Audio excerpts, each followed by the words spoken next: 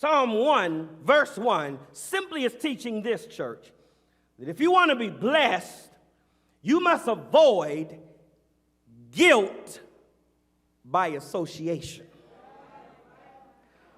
1 Corinthians chapter 15, verse 23 says, do not be deceived.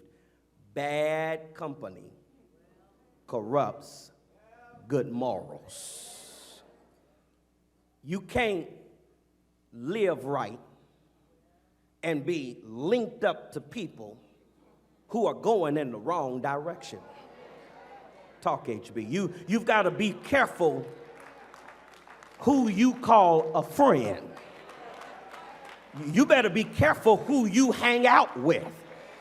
You better be careful who you listen to. You need to be careful who you take advice from. You need to be careful of whose example you follow. Be careful, says the text, of guilt by association. If you were to stand on this front pew, and I was to stand in front of you and we grab hands, by the force of gravity, it would be easier for me to pull you down than for you to pull me up. And that's the way it is in every relationship. Be careful who you link up to so they don't pull you down in their foolishness and cause you to miss the blessing of God on your life. I wanted to specify in my manuscript, I was writing this thing and wanted to specify the warning here to young people in the room. But young people ain't the only one that has this problem.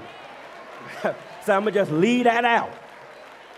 There's some grown-up folk that ought to know better by now, who link up to people who are going in the wrong direction and miss the blessings of God on their life.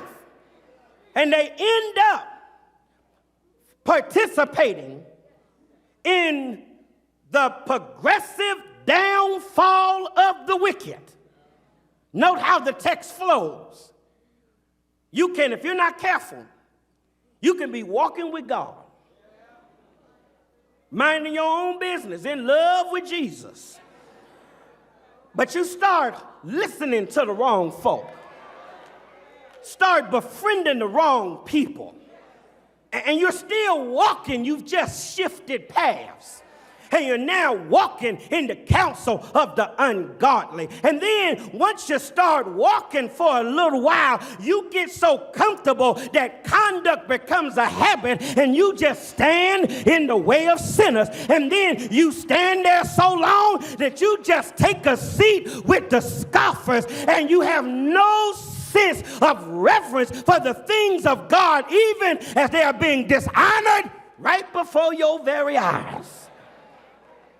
Oh, this is not to say you should disassociate yourself from every person that doesn't share your convictions. Of course not. We're the light of the world. We're the salt of the earth. This assumes that we must have contact with other people. But at the same time, as William McDonald says, while we are to be a true friend to the wicked, we are not to be partners with them when they are going against the things of our God and Savior.